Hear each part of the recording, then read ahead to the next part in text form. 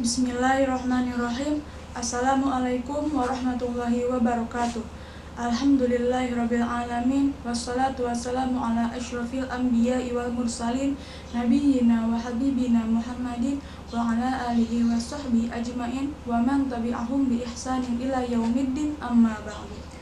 Pertama-tama marilah kita panjatkan puji dan syukur kepada Allah Subhanahu wa taala yang telah melimpahkan rahmat serta hidayahnya sehingga kita semua selalu sehat dan dalam perlindungannya. Tidak lupa sholawat serta salam semoga tercurahkan kepada Nabi Muhammad SAW. Pada kesempatan kali ini izinkan saya menyampaikan materi yang berkaitan dengan sholat. Sholat merupakan kewajiban bagi pemeluk agama Islam. Disebutkan juga dalam riwayat Imam Baihaqi, sesungguhnya Rasulullah SAW bersabda, "Sholat adalah tiang agama. Barang siapa yang mendirikannya, maka sungguh ia telah menegakkan agama itu. Dan barang siapa yang meninggalkannya, maka sungguh ia telah merobohkan agama itu." Hal ini dapat diibaratkan seperti sebuah rumah. Jika tidak memiliki tiang maupun tembok sebagai penyangga, maka rumah itu pasti akan roboh dan tentunya tidak dapat berdiri. Ada beberapa keutamaan dalam sholat. Di sini saya akan menyampaikan 3 keutamaan dalam sholat yang penting untuk dipahami. Yang pertama, sebagai obat penyakit hati. Sholat merupakan obat segala penyakit hati. Mendirikan sholat bisa mendatangkan kenyamanan bagi seseorang yang mengerjakannya. Ini berdasarkan hadis riwayat An-Nasa'i dan Ahmad.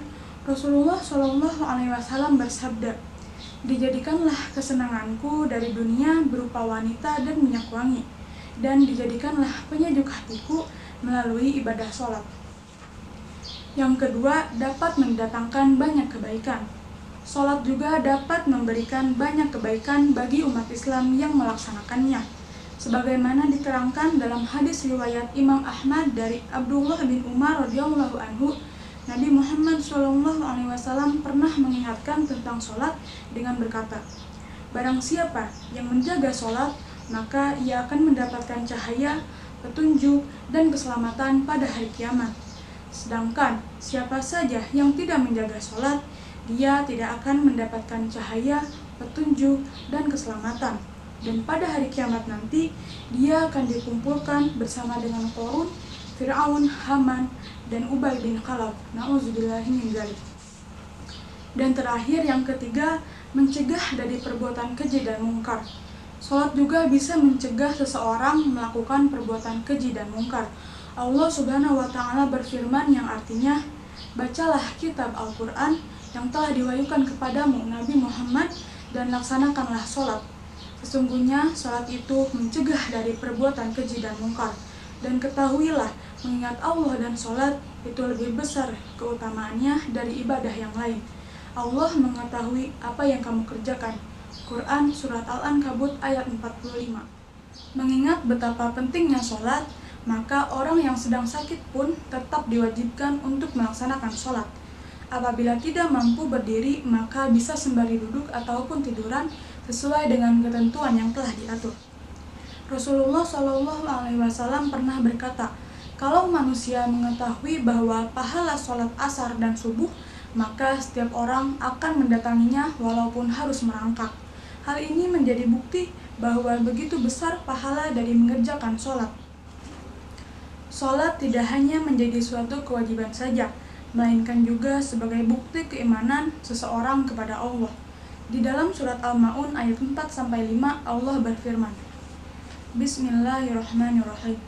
Fawailul lil musallin allazina hum an sholatihim sahun." Yang artinya, celakalah mereka yang sholat, yaitu orang-orang yang lalai dengan sholatnya. Orang-orang yang tidak mengerjakan sholat maka akan celaka dan rugi. Jika sholat seseorang baik, maka amalan yang lainnya juga ikut baik. Namun, apabila sholat seseorang buruk, maka amalan yang lainnya juga ikut buruk. Sholat sebaiknya dilaksanakan tepat waktu secara khusyuk. Saat kumandang azan terdengar, bersegeralah datang ke masjid. Namun untuk perempuan lebih diutamakan untuk sholat di rumah saja. Seperti yang sudah dijelaskan dalam keutamaan sholat tadi, sholat yang berfungsi mencegah perbuatan keji dan mungkar. Dengan demikian, seseorang tidak akan melakukan perbuatan dosa, seperti mencuri, berzina, melakukan tindakan kekerasan, dan lain sebagainya. Demikian materi singkat yang dapat saya sampaikan. Semoga Allah memberi kemudahan kepada kita untuk menjalankan sholat dengan baik sesuai dengan tuntunan agama. Amin, amin, ya Allah, ya Rabbal Alamin.